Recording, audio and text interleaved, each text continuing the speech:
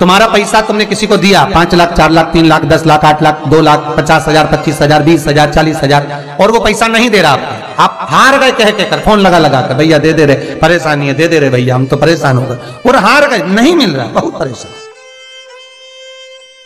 तो महाराज किसी भी अष्टमी या नवमी तिथि के दिन आप मां जगतजननी जगदम्बा का शिव के साथ में शिव शक्ति का स्मरण कर कर देवी के नाम की 9 आहुतियां, सूखे बीले की, मतलब बीला जो सूख चुका है, फल जो सूख चुका है, उसकी 9 आहुतियां अग्नि में शंकर और सती के नाम से, शंकर और शिव के नाम से समर्पित करें, और आखिरी आहुति जो समर्पित करें उसमें थोड़ा सा भाग तिल का, और तिल भी काली नहीं चढ़ती उसमें, श्वेत तिल का भाग उसके साथ लगाकर समर्पित करें, और जिससे धन लेना है उसका नाम लेकर वो समर्पित करें महाराज, उसको सुध आएगी, और वो पैसा किसी भी हाल में आपके हाथ में थमाकर जाएगा ही, ये पक्का है।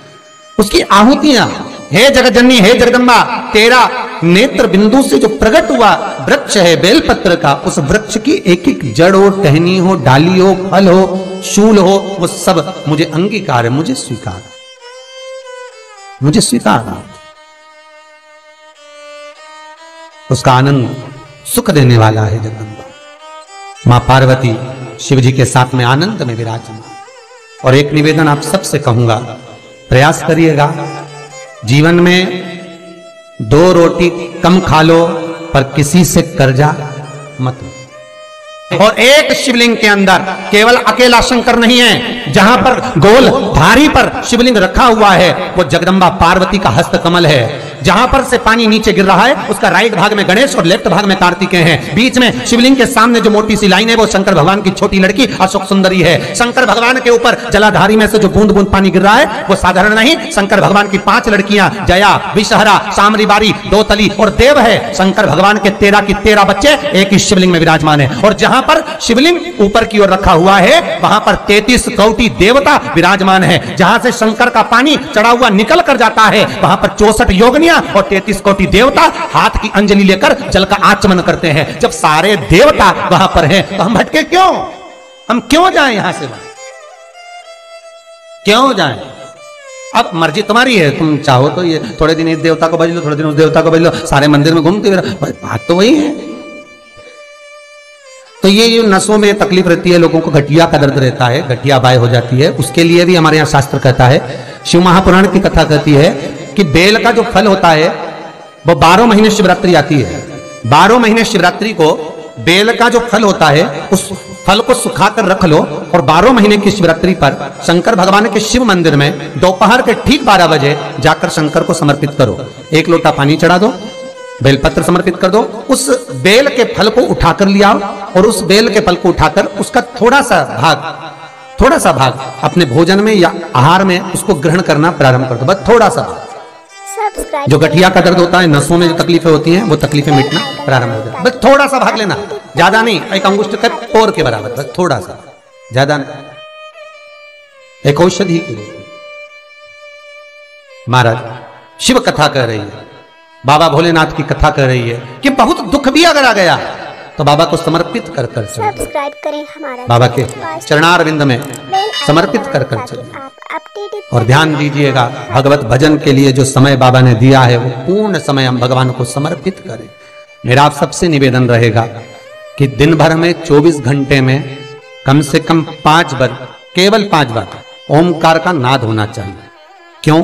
तो कहता है ये इंद्रियां हमारी जो गलत मार्ग पर जाती हैं उसको केंद्रित कर कर शरणागति का मार्ग पर पहुंचा देते हैं। केवल हर एक वीडियो से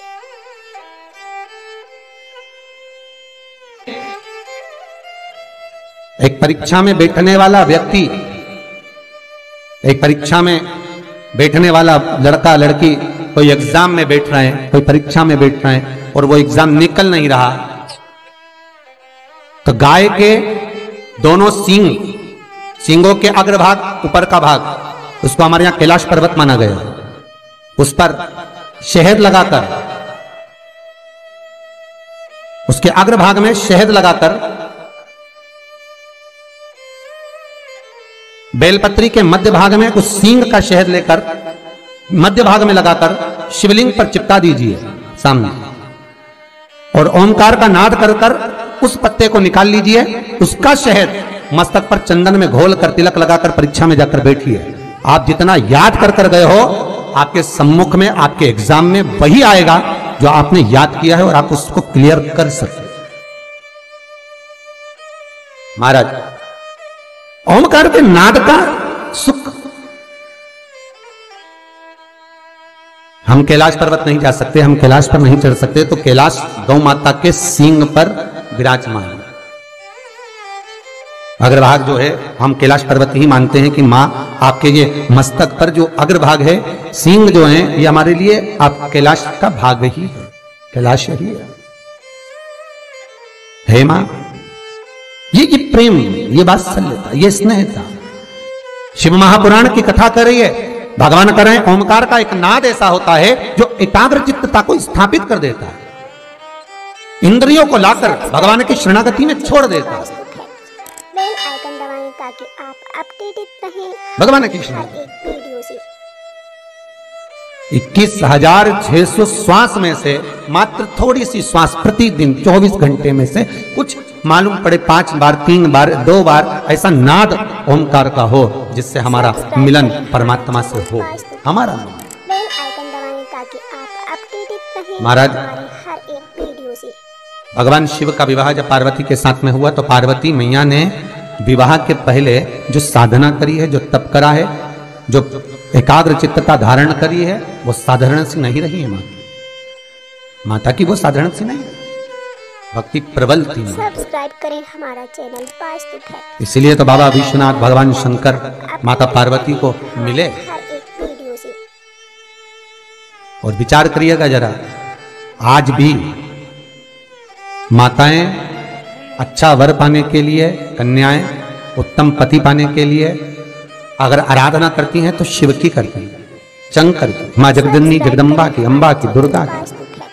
बेल आइकन दबाएं क्यों? ताकि आप क्योंकि हम इनकी आराधना करेंगे, हम इनकी भक्ति करेंगे, तो जैसे पार्वती जी को शिव मिले, ऐसे हमको भी कोई अच्छा वर प्राप्त हो।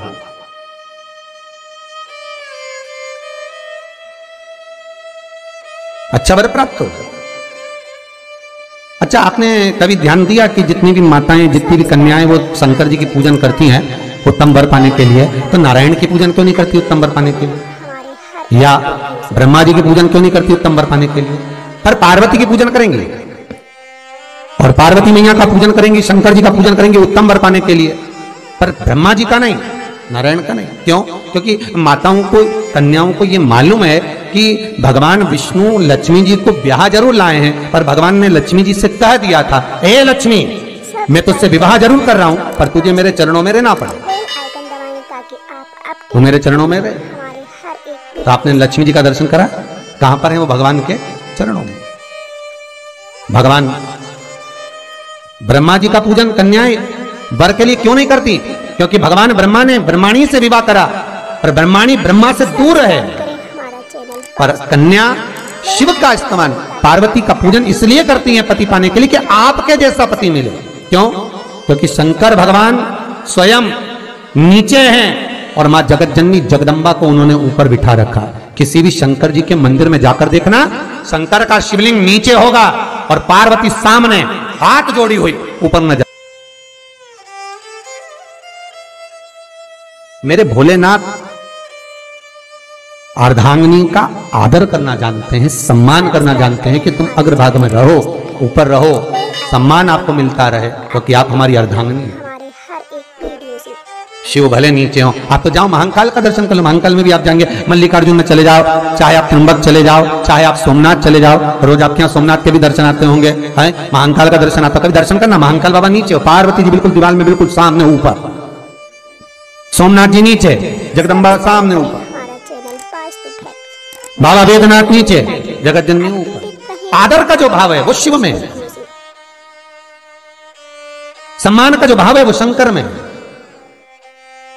कि मैं इनका आदर करना जानूं। इसलिए नारी भगवान शिव जैसा पति चाहती, भोलेनाथ जी जैसा मिले, अलमस जब जाए साथ लेकर जाए, बाबा विश्वनाथ जैसा।